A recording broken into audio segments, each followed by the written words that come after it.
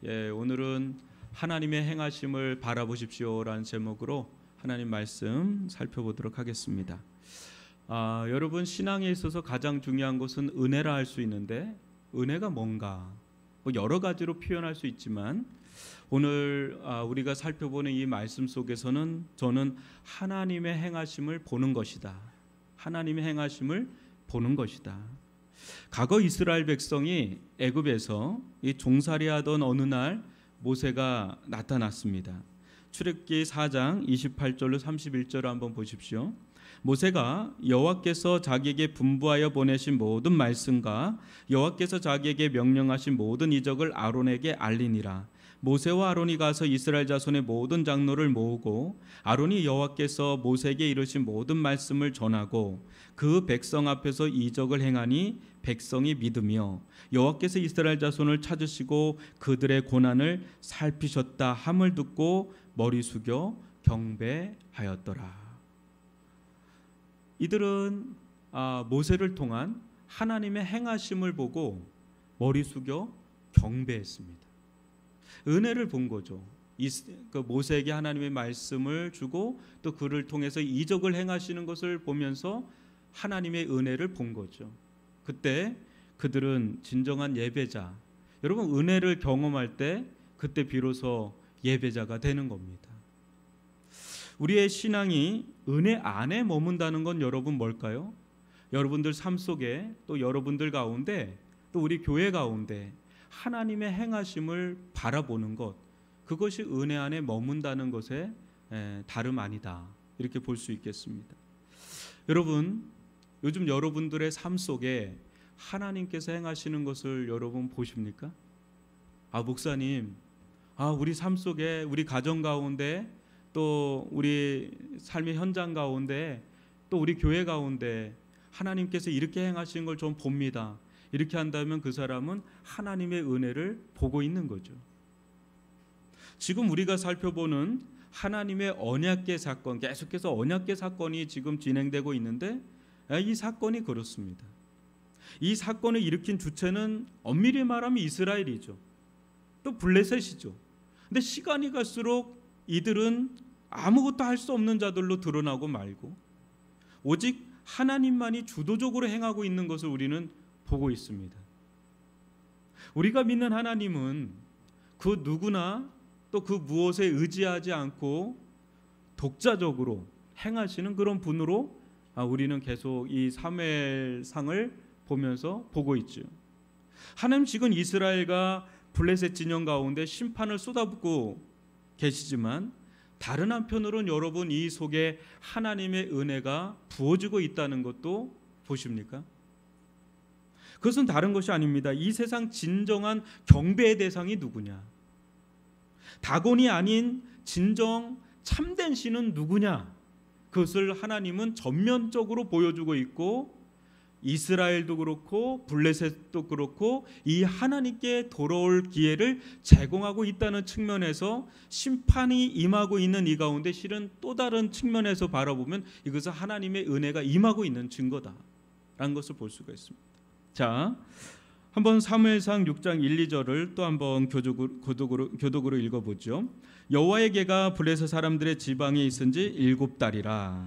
블레셋 사람들이 제사장들과 복술자들을 불러서 이르되 우리가 여호와의 궤를 어떻게 할까? 그것을 어떻게 그 있던 곳으로 보낼 것인지 우리에게 가르치라.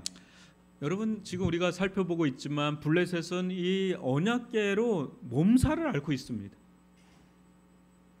7달 내내 이제 시달리다가 이제 견디지를 못하겠는 거죠. 블레셋은 이제 중대 결정을 내립니다. 더 이상 이 언약궤를 가지고 있을 수 없다. 이거 빨리 본래 자리로 돌려놔야 되겠다. 이제 중대 결단을 합니다. 5 방백이 모여서 이들은 하나님의 언약궤가 얼마나 크고 두려운지 피부적으로 깨닫고 있습니다. 그래야 당시 제사장들과 이 복술자들을 불러서 이게 어떻게 옮겨야 되는지를 이제 상의를 하는 장면이 나오고 있습니다. 여러분, 이 제사장들, 이 복술자들은 당시 종교 전문가들이죠. 이 말은 블레셋 진영의 다곤신만 알던 자들이 아니라 그 주변의 국가들의 그 신들에 대해서도 어느 정도는 전문적인 지식을 가지고 있었던 자들이라는 거죠. 근데 이들의 답변을 한번 보시면 우리 3절로 5절까지를 교독으로 또 읽어볼까요? 그들이 이르되 이스라엘의 신에게를 보내려거든 거저 보내지 말고 그에게 속건제를 드려야 할지니라. 그리하면 병도 낫고 그의 손을 너희에게서 옮기지 아니하는 이유도 알리라니. 그들이 이르되 무엇으로 그에게 드릴 속건제를 삼을까 하니 이르되 블레셋 사람의 방백의 수요대로 금독종 5과 금쥐 5마리라야 하리니 너희와 너희 통치자에게 내린 재앙이 같음이니라. 그러므로 너희는 너희의 독한 종기의 형상과 땅을 해롭게 하는 지혜 형상을 만들어 이스라엘 신께 영광을 돌리라. 그가 혹 그의 손을 너희와 너희 신들과 너희 땅에서 가볍게 하실까 하노라. 이렇게 방비책을 내놓죠. 여러분 무엇입니까? 한마디로 말하면 속건제를 드려야 한다는 거예요. 속건제. 여러분도 아시다시피 속건제라는 거는 레위기에 나와 있는 이스라엘의 제사 중에 하나죠. 속건제. 근데 지금 이들이 자신들이 드리던 제사가 아니라 이스라엘이 드리던 그 제사를 드려야 한다. 이렇게 얘기를 하고 있는 겁니다. 이 말은 우리에게 표현을 하면 집안에 우환이 있어요. 근데 늘 제사를 드리던 집안이거나 아니면 신접한 무당에 들락날락하던 집안인데 어느 날 집안에 너무 우환이 끼니까 야 이거 안 되겠다. 기독교 예배를 드려야 되겠다. 이렇게 말하는 것과 같은 그런 말을 지금 제장들과 복술자들이 묘책으로 내놓은 겁니다. 좀 놀라운 거죠. 근데 여러분 이들이 생각한 속건제는 엄밀히 말하면 이스라엘의 속건제하고 또 달라요. 문제가 있습니다. 뭐냐면 혼합이에요. 잡탕이에요. 한마디로 말하면 당시 주변 국가들에게도 이런 속건제가 있었다고 합니다. 여러분 속건제는 뭐냐면 어떤 하나님의 성물이나 이웃의 물건을 훔치거나 해를 끼쳤을 때 배상하는 거예요. 그래서 배상제, 보상제라고도 불리는 게 속건제예요. 그러니까 우리가 죄를 고백하는 것에서 끝나는 게 아니라 죄를 고백할 뿐 아니라 그 죄에 대한 변상까지 해야 그게 온전한 제사가 된다 해서 속건제를 드리던 일이 있었는데 이들은 이제 하나님의 계를 이스라엘 건데 그걸 훔친 거잖아요. 어떻게 보면 해를 끼친 거잖아요. 그걸 갖고 온 거잖아요. 그러니까 우리가 이거 잘못했다. 이거 변상해야 된다. 보상해야 된다. 그런 차원에서 속건제를 드리자고 그런 겁니다. 근데 여러분 이 속건제를 드릴 때는 항상 제물이 들어가잖아요. 근데 여기서 이제 이들의 제물을 한번 봐야 되는데 그게 뭡니까? 금, 독종, 금, 지입니다. 근데 금은 괜찮은데 변상해야 되니까 금이 들어가야 되겠잖아요. 근데 문제는 뭐냐면 독종과 지가 문제예요. 여러분 하나님께 드리는 제물은 어떤 제물이어야 돼요? 거룩한 제물이어야 되잖아요. 정한 동물이어야 되는데 정한 동물은 소, 염소, 양입니다. 독종이나 지는 아주 부정의 대명사예요. 그러니까 이것에서도 뭔가 하자가 있는 겁니다. 또 하나는 뭐냐면 형상을 만들어서 바치자 그래요. 이제 지의 형상을 만들어서 바치자. 또 독종의 형상을 만들어서 바치자. 근데 하나님이 제일 싫어하는 게 뭐죠? 형상입니다. 형상. 우상이 형상을 따라하죠. 여러분 하나님은 형상이 있으세요? 없으세요? 하나님은 영이기 때문에 어떤 형상도 허락하지 않아요. 그러니까 형상을 짓는다는 건 그건 우상이죠. 근데 지금 금독종, 금지의 형상 이거는 하나님 기뻐하시는 제사가 또 아닙니다. 또 하나가 있습니다. 여러분들이 자세히 보면 이 벳세메스로 들어가는 그 수레가 있죠. 근데 여러분 레위기에 보면 언약궤는 어떻게 갖고 가요? 출애굽기에도 나오고 레위기에도 나오는데 어떻게 하죠? 언약궤에 조각목으로 나무를 이어서 그걸 메고 가는 게 정석입니다. 근데 어디에다 두고 가요? 수레에 그냥 얹혀 가지고 가는 것 또한 하나님 기뻐하시는 제사의 방식은 아니다라는 거예요. 그냥 이들은 이제 자기들끼리 이제 짜집기를 한 겁니다. 그래서 자기들 내키는 대로 이렇게 하면 하나님 받으시겠지 하고 나름대로 이렇게 한 거예요. 근데 이들이 이렇게 한 데는 이제 목적이 있습니다. 여러분 그건 다름이 아니죠. 이제 5절에 이 부분이 나오는데 여러분들이 5절을 잘 보면 이스라엘의 신 여호와 하나님께 이들이 영광을 돌려요. 그러니까 다곤 신에게 막 숭배하고 막 영광 돌리던 자들이 이 모든 걸 통해서 결국 많은 하자가 있지만 결국 하려고 한 게 뭐냐면 이 블레셋 진영 5방백이 했다는 건 뭐냐면 전체가 다 누구에게 경배를 돌리냐면 하나님께 영광을 돌리는 게 목적이었던 거예요. 근데 이 대목이 굉장히 중요한 대목입니다. 여러분 잔인하고 완악하기로 소문난 자들이 블레셋입니다. 나중에 다윗을 끊임없이 괴롭히는 것도 블레셋입니다. 이들은 하나님과 아주 적대적인 관계에 있던 자들인데 지금 하나님께서 아스돗, 에그론, 가드 막 치고 나가면서 온 전역을 그냥 다 초토화를 시키면서 마지막 어떻게 돼요? 모든 영광을 취합니다. 이 블레셋 진영에서 영광을 취합니다. 이스라엘에게도 영광을 취하는데 실패를 했는데 지금 블레셋 이방인이었던 블레셋 진영에서 영광을 취하는 이 하나님은 장차 세계 열방으로부터 영광을 받으시는 만왕의 왕이요 만주의 주인 줄 믿습니다. 작은 일이지만 이 일은 어떤 예표가 되는 일이라는 거죠. 우리가 믿는 하나님, 우리가 믿는 예수 그리스도는 열방 가운데 영광을 받으실 합당한 참된 하나님이라는 걸 여기서 보여주는 대목이라는 거죠. 하나님의 언약궤를 여러분 빼앗겼을 때를 기억하죠. 엘리의 아들인 비느하스의 아내가 뭐라고 하면서 죽지요? 이가 곧 하면서 죽죠. 아들을 낳으면서 하나님의 영광이 떠났다 그러면서 죽어요. 여러분 그만큼 언약궤를 빼앗긴 것은 이스라엘 가운데 굉장한 충격이에요. 그리고 수치고. 근데 막상 이제 이걸 뚜껑을 열어보니까 하나님의 언약궤가 들어가는 곳마다 그냥 풍비박살이 나요. 초토화가 되는 거죠.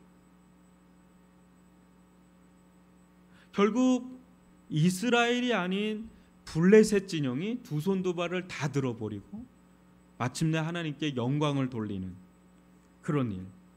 그러니까 잃어버린 하나님의 영광을 다시금 하나님은 되찾기 시작했다는 거죠. 그래서 하나님의 영광이 블레셋 진영 가운데 충만하게 임하는 그것을 우리에게 보여주는 이 말씀은 시사하는 점이 매우 크다는 것을 보게 됩니다. 여러분 우리가 믿는 하나님은 자신이 받아야 할 영광을 절대 포기하지 않는 하나님인 줄 믿습니다. 하나님은 잃어버린 영광을 되찾기 위해 세상 한복판에 들어가서 모든 것을 거짓되고 그릇된 것을 무너뜨리고 파괴하시는 분. 블레셋인들이 그토록 믿고 따르던 다곤을 한번 여러분 생각해 보십시오. 하나님께서 한번 손을 대니까 그대로 주저앉아 버리지 않습니까?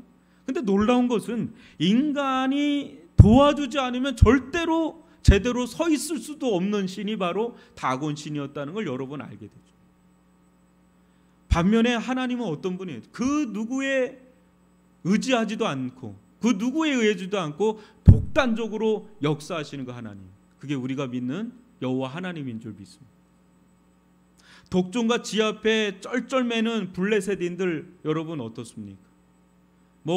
이스라엘 4만 명 죽이고 난 뒤에 사륙하고 난 뒤에 얼마나 기세등등했어요. 근데 독종 한번 보내주고 지 한번 보내주니까 패스트 같은 역병 한번 보내주니까 여러분 어때요? 당시 가장 강력하던 해양 민족이 블레셋인들이 하나님께서 한번 손대기 시작하니까 전국 방방곡곡에 비명 소리와 울부짖는 소리가 애굽에 10가지 재앙이 있을 때와 비등할 정도의 그런 일들이 일어나는 것을 우리가 지금 보고 있는 것입니다. 여러분 한 번 불면 사라지고 말 추풍낙엽처럼 떨어지고 말 인생도 의지할 게 아니다라고. 다곤 세상의 신들도 의지할 바도 아니고 또 그렇게 대단하다고 하는 이 블레셋인들마저 그냥 추풍 낙엽처럼 떨어져 나가는 아무것도 아닌, 정말 우리들은 아무것도 아니다라는, 의지할 것도 자랑할 것도 없어요. 여러분 뭘 자랑하겠어요? 여러분 뭘 의지하겠어요? 여러분 나를 의지할 만한가요? 내가 가지고 있는 거 의지할 만한가요? 한번 불면 훅 날아가요. 한번 뭐 치면 그냥 날아가요. 살짝만 쳐도 날아가잖아요. 그냥 전쟁의 전리품 정도로 여긴 하나님의 언약궤를 멸시하고 조롱하는 자들에게 임하는 하나님의 영광은 심판이었습니다. 하나님은 기어이 이들로부터도 영광을 취하고야 마는 그런 하나님, 아주 집요하신 하나님. 진정한 하나님의 언약궤가 되시는 예수 그리스도를 우습게 여기고 멸시하는 자들에게 임하는 것은 무엇일까요, 여러분? 예수는 분명 구원의 모퉁이 돌이기도 하지만 동시에 심판의 돌이기도 하다는, 그럼 마태복음 21장 42절로 44절을 한번 교독으로 읽어보죠. 예수께서 이르시되 너희가 성경의 건축자들이 버린 돌이 모퉁이의 머릿돌이 되었나니 이것은 주로 말미암아 된 것이요 우리 눈에 기이하도다함을 읽어본 일이 없느냐. 그러므로 내가 너희에게 이르노니 하나님의 나라를 너희는 빼앗기고 그 나라의 열매 맺는 백성이 받으리라. 이 돌 위에 떨어지는 자는 깨지겠고 이 돌이 사람 위에 떨어지면 그를 가루로 만들어 흩으리라 하시니, 예수님은 어떤 자들에게는 구원의 모퉁이 돌이 되지만 어떤 자들에게 머리통을 다 깨버리는 심판의 돌이 된다는 걸 말씀하고 계시는 거예요. 여러분, 예수님은 자신을 업신여기고 조롱하는 자들에게 들어가서 심판의 돌로 임하사 지옥에서라도 영광을 취하십니다. 하나님 그런 분이세요. 그리고 예수 그리스도를 믿는 자들에게는 천국을 통해서 사랑의 영광을 나타내시고 취하시는 하나님. 우리 하나님은 모든 영광을 결국 자기가 다 취하시는 그런 하나님이시다. 저는 우리 모두에게 진정한 만나시고 진정한 언약궤가 되시는 예수 그리스도를 의지함으로 구원의 은혜를 누리시기를 주님의 이름으로 축원합니다. 또 그로 말미암아 하나님께 진심 어린 영광을 돌리는 자들이 되기를 주님의 이름으로 축복합니다. 여러분, 우리의 마지막은 하나님께 영광을 돌리는 것으로 마칩니다. 우리의 인생은 그걸로 마친다는 거죠. 하나님은 하나님의 영광을 훼손하는 자들을 깨뜨리시고 부서뜨림으로써 하나님께 온전한 영광을 향하도록 하십니다. 지금 블레셋 진영 가운데 그러한 것처럼 또 장차 좀 뒤에 살펴보면 이스라엘 진영 가운데 행한 것처럼 하나님은 당신의 영광을 반드시 취하시는 그런 길로 우리를 이끌어 간다는. 그러니까 우리가 가야 될 길은 분명해요. 하나님께서 어떤 방식으로 어떤 길을 갈 때, 우리가 어떤 길을 가고 어떤 길을 선택할 때 하나님께서 영광을 받으시나, 그것만 생각하면 그 길이 우리가 가야 될 길입니다. 그것을 우리는 늘 고민해야 돼. 어떻게 해야 하나님께서 영광을 온전히 취하실까? 그러니까 사람에게 영광을 돌리면 안 됩니다. 누구에게도 그 영광을 돌리면 안 됩니다. 하나님은 질투하시는 하나님이에요. 하나님은 다른 우상에게, 다른 누군가에게 영광을 돌리는 순간 소멸하는 불로 임하시. 우리는 오로지 하나님께만 영광을 돌리는 길을 선택해서 믿음으로 걸어갈 수 있기를 주님의 이름으로 축원합니다. 여러분, 블레셋은 온전하지는 않지만 하나님에 대한 지식이 있었어요. 한번 6절을 볼까요? 애굽인과 바로가 그들의 마음을 완악하게 한 것 같이 어찌하여 너희가 너희의 마음을 완악하게 하겠느냐? 그가 그들 중에서 재앙을 내린 후에 그들이 백성을 가게 함으로 백성이 떠나지 아니하였느냐? 여러분, 이들은 수백 년 전에 출애굽 때 있었던 이 사건을 알고 있었던 자들이. 그러니까 이 하나님을 아는 지식이 이때 당시 이스라엘에게만 있지 않고 주변 국가들 웬만한 종교 전문가들에게는, 종교인들에게는 이게 알려져 있었던 거죠. 근데 이들이 생사의 갈림길 가운데 있을 때 이들은 이것을 발견하고 이것을 적용합니다. 그리고 순종을 해요. 온전한 믿음은 아니라 그랬죠. 그렇지만 이들은 하나님의 말씀을 듣고 그 말씀을 자기들의 삶 속에 생존의 갈림길에 이걸 적용합니다. 그래서 살아요, 진짜로. 사는 성도 여러분, 믿음 없는 이방인도 하나님의 말씀을 자신들의 문제에 결부시켜서 그걸 순종하잖아요. 그 믿는 우리들은 어떻게 해야 되겠어요? 하나님의 말씀을 여러분 아는 게 중요한 게 아니죠. 아는 건 중요하죠. 근데 아는 것을 믿어야 돼요. 믿는다는 건 그냥 입술의 고백이 아니라 진짜 믿는 겁니다. 여러분 진짜 믿으면 어떻게 되죠? 누구의 말을 여러분 믿으면 어떻게 돼요? 그걸 진짜 믿으면 어떻게 해요? 사기꾼의 말도 믿으면 어떻게 해요? 덥석덥석 거기다 순종하잖아요. 여러분 우리가 진짜 믿는다는 거는 순종하고 같이 가는 거예요. 누구의 말을 정말 신뢰하면 몸은 따라가게 돼 있는 거예요. 모든 거는 따라가게 돼 있는 거예요. 그러니까 정말 여러분 우리가 살 길이 뭔가, 우리가 가야 할 길은 뭔가 이 땅 가운데서, 그건 다름 아니에요. 하나님의 말씀을 우리가 알고 듣는다면 그걸 믿어야 되고요. 그걸 믿는 거를 적어도 블레셋 사람들보다 나아야 되잖아요. 그 적용하는 거예요. 그럼 거기에 살 길이 열리는 줄 믿습니다. 아무리 어려움이 당해도 말씀을 따라가면 거기에 길이 열리고 거기에 하나님의 인도하심이 그 속에 있다라는 것을, 우리가 이 블레셋을 통해서도 우리는 배울 것은 배울 수 있다라는 것을 보여줍니다. 여러분, 어떤 시련이 오고 어떤 환난이 오고 어떤 고난이 와도 사람들의 말에 귀를 기울이지 마십시오. 세상의 음성에 귀를 기울이지 마세요. 사탄의 음성에 귀를 기울이지 마세요. 우리가 정말 귀를 쫑긋 세우고 들어야 될 분은 오직 하나님의 음성일 뿐입니다. 오늘 우리가 이 자리에 나온 것은 엄청난 걸 들으려고 나온 게 아니죠. 세상에는 더 대단한 사람들이 많죠. 이렇게 살아야 된다, 뭐 여러 가지를 얘기해요. 근데 여러분들이 그런 걸 모르는 바는 아니라고 보거든요.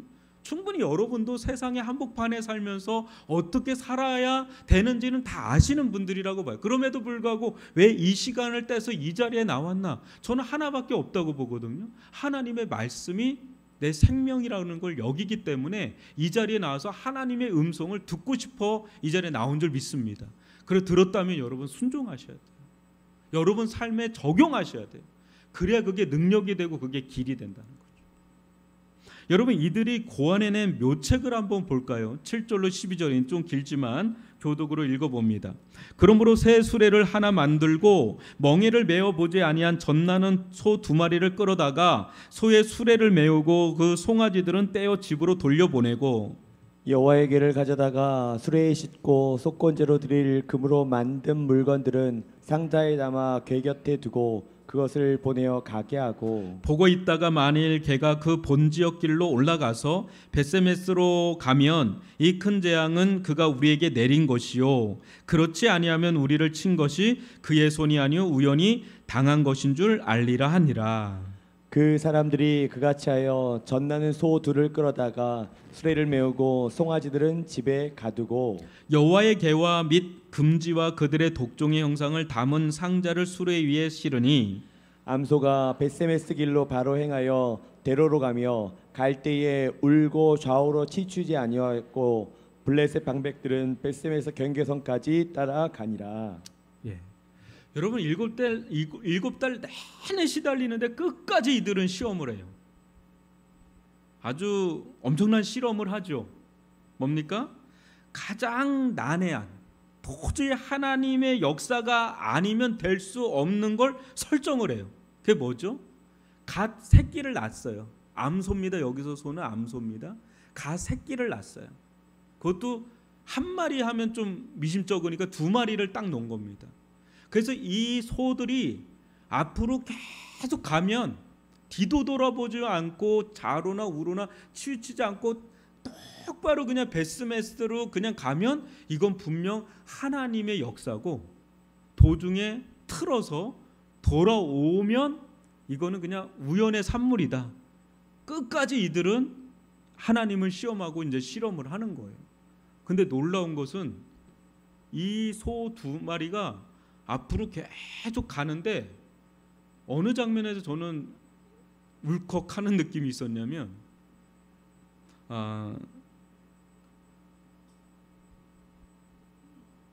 거기 12절입니다. 12절에 보면 그 암소 2마리가 운다고 나옵니다. 운다. 이게 뭐를 말하냐면 인간도 마찬가지지만 동물도 이 본성에 모성애가 있는 거예요. 이건 그냥 본성적인 겁니다. 그게 있는데 그러니까 얼마나 틀고 싶겠어 옆으로. 그 자기 새끼가 있는데 젖을 먹이고 싶지 않게 젖이 나오는데 근데 이게 안 되는 거예요. 자기들이 이게 안 되는 거예요. 본성은 틀어야 되는데 뭔가 꽉 붙잡고 그냥 끌고 가는 듯한 느낌으로 가는 그림이 저는 연상이 되는 거예요. 뭐예요? 하나님이 꽉 붙잡고 그냥 벳세메스로 끌고 가는 그런 것이죠.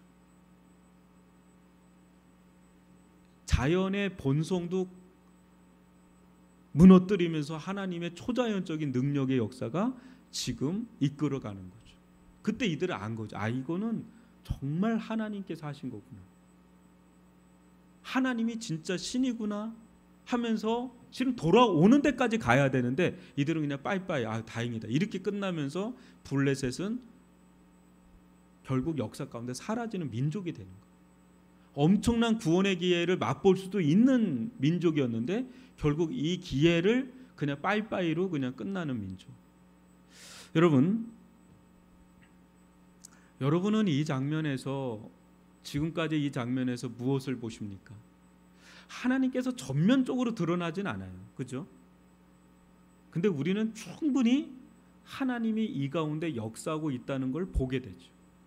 어떤 하나님이세요? 어떤 하나님을 여러분은 보십니까? 이 모든 장면에서. 우리가 믿는 하나님은 절대 수동적인 하나님도 또 누군가에 의해서 좌지우지 되시는 분도 아니다라는 거죠. 절대자가 되신다. 우리가 믿는 하나님은 절대 가둬둘 수 있는 하나님이 아니다. 통제할 수 있는 하나님도 아니고 조종할 수 있는 하나님도 아니고 컨트롤할 수 있는 하나님도 아니다. 누가 누구를 컨트롤하겠어? 우리가 믿는 하나님은 완전한 자유자시다. 그 어떤 것에도 구속함을 받지 않는 완전한 자유자이시다. 하나님은 스스로 당신의 영광을 취하고야 마는 그런 하나님이시다. 그러기에 우리가 해야 할 일은 여러분 하나님의 행하심을 바라보는 거예요. 하나님은 지금도 주님의 교회인 하나님의 교회인 이 교회에서 살아 역사하시는 분이신 줄 믿습니다. 다곤의 신전 안에 들어갈 때까지만 해도 여러분 어떻습니까? 너무 잠잠하신 거예요. 이게 아무것도 안 하시는 하나님, 안 계시는 분 같아요. 이스라엘 백성이 4만 명이 사륙당해도 아무런 요동도 하지 않는, 미동도 하지 않는 하나님. 또 그 언약궤를 끌고 다곤 신 앞에 얼마나 수치스러운 겁니까? 거기까지 가서도 아무런 미동하지 않는 하나님은 안 계신 분 같은 거예요. 없는 분 같은 거죠. 에이, 하나님은 없어. 이 세상에 하나님, 그런 하나님이 어디 있어? 있었다면 벌써 역사하지. 이거 뭐야? 우리는 다 죽고 하나님의 언약궤는 빼앗기고 이가보 뗐다 막 이렇게 한 게 마지막이에요. 이스라엘 진영에서는 그게 마지막이에요. 그렇죠? 그런데 때가 되니까 적의 심장부에서 요동을 치면서 역사를 하시는 하나님. 초점 박살을 내기 시작하는데 하나님이 전면에 드러나셔서 아스도 가드 에그론까지 막 그냥 하나님께서 치고 나가는 그런 하나님. 하나님 스스로 자기가 일어나셔서 당신의 땅 가운데 약속의 땅으로 그냥 들어오시는, 스스로 돌아오시는, 그 어떤 것을 의지하지 않는, 다곤하고는 비교할 수 없는 그런 진정한 하나님. 그 하나님 바로 우리가 믿는 그 하나님. 사랑하는 성도 여러분, 여러분의 삶 가운데 하나님께서 잠잠하신 것 같습니까? 어느 때는 아니 계신 것 같아요. 왜 이렇게 기도하고 왜 이렇게 하나님께 울며 물며 매달리는데 하나님은 왜 미동조차 하지 않습니까? 요동조차 하지 않습니까? 그리고 오히려 더 어려워지는, 이게 뭡니까 이게? 하나님의 영광이 이가봇된 거 아닙니까? 라고 하는 탄식이 나오는 그런 순간조차도 하나님은 아무런 역사를 하지 않는 것 같은 그런 때,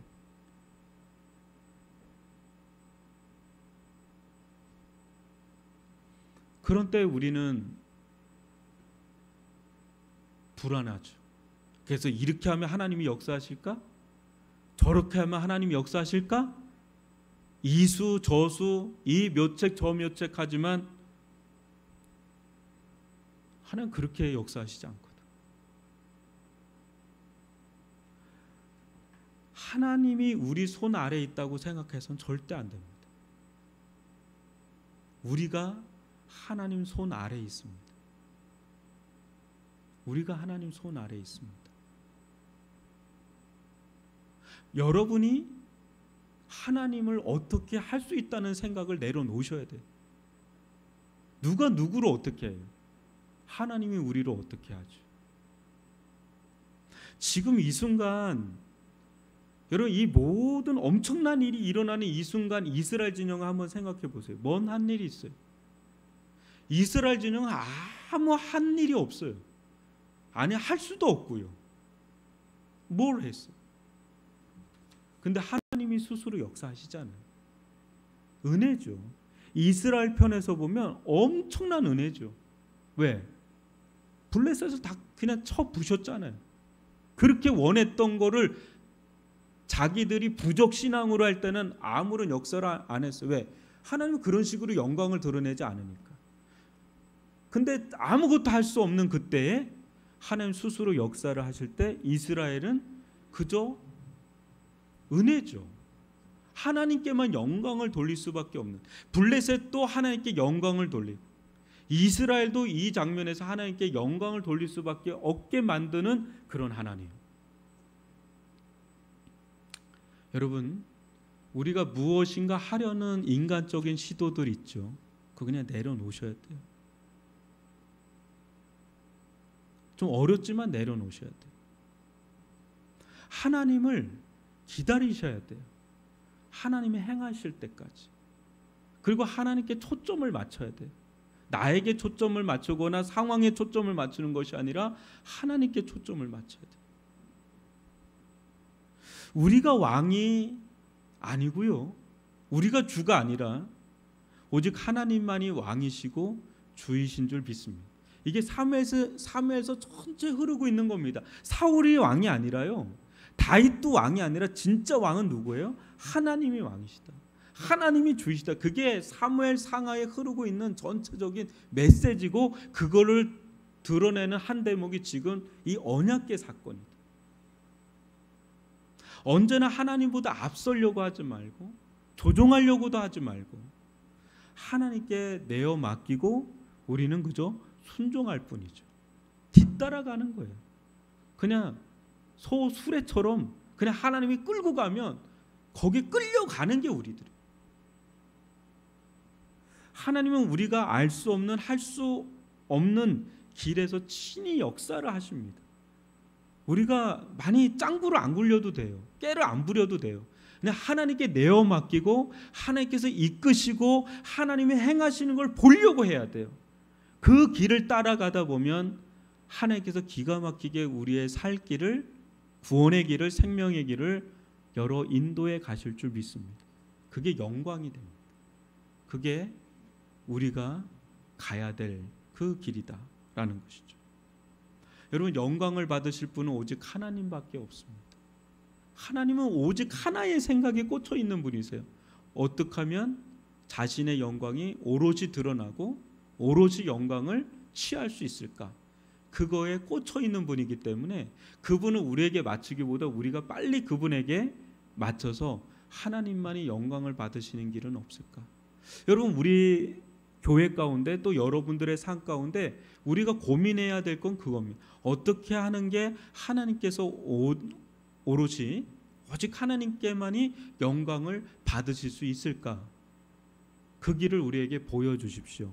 그럼 우리는 믿음으로 순종하여 따라가겠습니다. 이런 마음으로 주님 앞에 나갈 수 있기를 바랍니다.